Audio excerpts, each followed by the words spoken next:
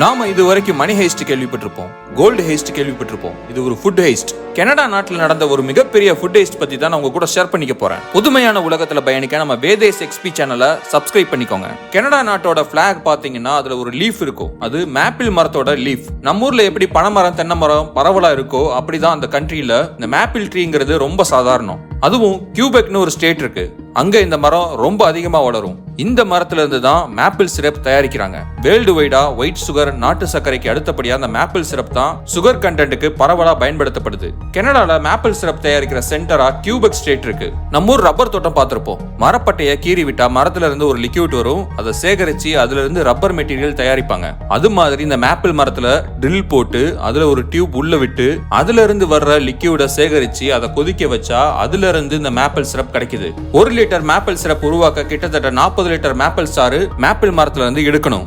அவ்வளவுதானே, சாறு எடுத்து கொதிக்க வச்சு மேப்பிள் சிரப் தயாரிக்க வேண்டியதுதான் அப்படின்னு நம்ம நினைச்சா இன்னும் ஒரு முக்கியமான விஷயத்த தெரிஞ்சுக்கணும். நம்ம ரப்பர் மரம் மாதிரி வருடத்துல 365 நாளும் லிக்யூட் கொடுக்கற மாதிரி எல்லாம் இந்த மரம் மேப்பிள் சிரப் கொடுக்காது. குளிர்காலம் முடிஞ்சு வசந்த காலம் ஆரம்பிக்கிறப்ப அந்த மார்ச் டு ஏப்ரல் மாசம் மட்டும் தான் இந்த மரம் மேப்பிள் லிக்யூட கொடுக்கும். அந்த நேரத்துல விவசாயிகள் கடுமையா உழைச்சி சேகரிச்சு அதை கொதிக்க வச்சு மேப்பிள் சிரப்பை ரெடி பண்ணி வச்சுப்பாங்க. வருஷத்துக்கு 1 மாசம் மட்டும் தான் இதை ரெடி பண்ண முடியும். ஆனா வருஷம் ஃபுல்லா சேல் பண்ணணும். பல நாடுகளுக்கு இதோட தேவையும் அதிகமா இருக்கு. அப்ப மார்க்கெட்ல இதோட டிமாண்ட் எந்த அளவுக்கு பீக்ல இருக்கும் அப்படின்னு யோசிச்சு பாருங்க. இப்ப ரெடி பண்ண சிறப்பை மார்க்கெட்ல கொண்டு போய் சேல் பண்ணி விவசாயிங்க லாபம் சம்பாதிக்க முடியாது. கனடா கவர்மெண்ட் இதுக்கு ஒரு ஃபெடரேஷன் வச்சிருக்காங்க. நம்ம ஊர்ல விவசாயிங்க விளைவிச்ச பொருளை நேரா சந்தைக்கு கொண்டு வந்துட முடியாது. அதுக்கு விலை நிர்ணயிக்கிற ஒரு மீடியேட்டர் இருப்பாங்கல்ல, அந்த மாதிரி இந்த ஃபெடரேஷன் செயல்படும். இவங்களும் ஒரு மீடியேட்டர் தான். இவங்க தான் இந்த வருஷம் எவ்வளவு லிட்டர் சிரப் ரெடி பண்ணணும் அப்படின்னு ஒவ்வொரு ஏரியாவுக்கும் நிர்ணயிப்பாங்க.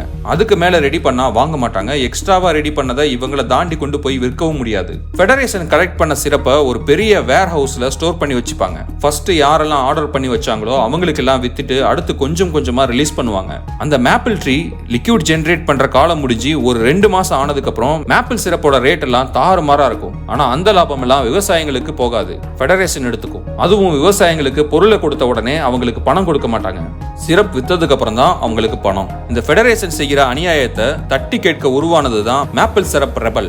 இவங்க யாருன்னா விவசாயிங்க கூட்டத்துல இருந்து உருவான ஒரு போராட்ட குழு. இவங்க விளைவிக்கிற பொருளை ஃபெடரேஷனுக்கு கொண்டு போய் கொடுக்காம பார்டர் தாண்டி கொண்டு போய் மேப்பிள் சிரப்பை விற்பாங்க. இது கிட்டத்தட்ட இல்லீகல் தான் அப்படின்னாலும் இது அவங்க தரப்பு நியாயமா பார்க்கப்படுது. இந்த maple syrup US, German, UK, Japan, France நாடுகள்ல தினசரி யூஸ் பண்ற ஒரு சுகர் கண்டென்ட்டா இருக்கு. ஒரு நாள் ஆகஸ்ட் 2012 அந்த மேப்பிள் சிரப் எல்லாம் ஸ்டோர் பண்ணி வச்சிருக்கிற வேர் ஹவுஸ்ல ஃபெடரேஷன் இன்ஸ்பெக்டர் ரொட்டீனா செக் பண்றதுக்காக வந்தாரு. அப்ப பரல் தட்டுறப்ப, அதாவது அந்த ஸ்டோர் பண்ணி வச்சிருக்கிற ஒவ்வொரு கேனை தட்டுறப்ப உள்ள இருந்து வந்த சவுண்ட் வித்தியாசமா இருந்துச்சு. அந்த சிரப் திக்கா இருக்கும். அப்ப தட்டுறப்ப சவுண்ட் கொஞ்சம் கனமா இருக்கணும், ஆனா லேசா இருந்துச்சு. அத வேலையாட்களை வர வச்சு இறக்க சொல்லி சீலை உடைச்சு உள்ள இருக்கிறத பார்த்தா அது மேப்பிள் சிரப் இல்லைங்க, வெறும் தண்ணி. உடனே எல்லா பரையிலையும் இறக்கி சீல் உடைச்சு செக் பண்ண ஆரம்பிக்க எல்லாத்துலயுமே வெறும் தண்ணி தான் இருந்துச்சு. கிட்டத்தட்ட 9571 பரைல் முழுக்க தண்ணி தான் இருந்துச்சு. ஒரு பரையில, அதாவது ஒரு கேன்ல 205 லிட்டர் சிரப் இருக்கும். மொத்தமா 19,62,055 லிட்டர் மேப்பிள் சிரப் காணாம போயிருந்துச்சு. அதோட ஒர்த்து மட்டும் அன்னைக்கு தேதிக்கு கணக்கு போட்டா $18.7 மில்லியன் வரும். அதாவது நம்ம இந்தியன் கரன்சிக்கு 155 கோடிக்கு சமம். இன்னைக்கு தேதிக்கு 3000 கோடி ஒர்த்து சரக்கு. அப்புறம் என்ன, மொத்த ஃபெடரேஷனே ஆடி போயிருச்சு. ஆடி இது இப்பதான் இவங்க கவனத்துக்கு வந்திருக்கு. ஆனா இதுல இருந்து சிரப் காணாம போய் எவ்வளவு நாள் ஆகுது அப்படின்னு இவங்களுக்கு தெரியல. அடுத்து உடனே கனடா போலீஸுக்கு தகவல் அனுப்ப அவங்க வந்து இன்வெஸ்டிகேஷன் ஸ்டார்ட் பண்ணாங்க. அவங்க தான் அந்த ரெபல்ஸ் கூட்டம் தான் பண்ணிருக்கோம், அந்த போராளிங்க தான் இதை திருடிட்டாங்க அப்படின்னு எல்லோருமே சொல்ல ஆரம்பிச்சாங்க. அதையே தான் போலீஸும் நினைச்சது.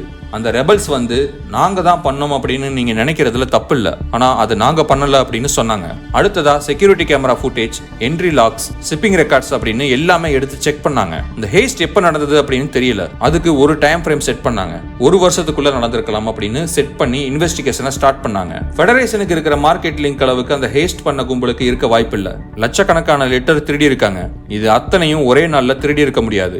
இது அத்தனையும் இந்த 1 வருஷத்துல கள்ள மார்க்கெட்ல வித்து இருக்கவும் முடியாது. அப்ப எங்கேயாவது ஸ்டோர் பண்ணி வச்சிருக்கணும் அப்படின்னு முதல் இன்வெஸ்டிகேஷன்ல அவங்களுக்கு ஒரு ஐடியா கிடைச்சது. அதை பேஸ் பண்ணி கியூபெக் சிட்டி முழுக்க தேட ஆரம்பிச்சாங்க. அங்க இருந்த பெரிய பெரிய குடவுன், வேர் ஹவுஸ் அப்படின்னு தேட ஆரம்பிச்சாங்க. அப்படி தேடுறப்ப ஒரு வேர் ஹவுஸ் மாட்டிக்கிச்சு. அதுல டின்னு அடுக்கி வச்சிருந்தாங்க. அதையெல்லாம் திறந்து காட்ட சொல்லி கேட்கவே வேணாம். மேப்பிள் சிரப்போட வாசனை அப்படி வந்துச்சு. உடனே வேர் ஹவுஸ் ஓனரை பிடிச்சு கேட்டாங்க. அவர் அவிக் கரோன் அப்படிங்கிற ஒருத்தரை கை காட்டி இவர் தான் இதை ரெண்டுக்கு எடுத்தது அப்படின்னு சொன்னாரு. அந்த அவிக் கரேன் அப்படிங்கிறவரு இதெல்லாம் நாங்க பர்ச்சேஸ் பண்ணது அப்படின்னு மழுப்ப ஆரம்பிச்சாரு. ஃபெடரேஷன் தாடி எங்க போய்ப்பா இவ்வளவு சரக்க பர்ச்சேஸ் பண்ணீங்க அப்படின்னு மண்டையில 4 தட்டி அவனை போலீஸ் இழுத்துட்டு போனாங்க.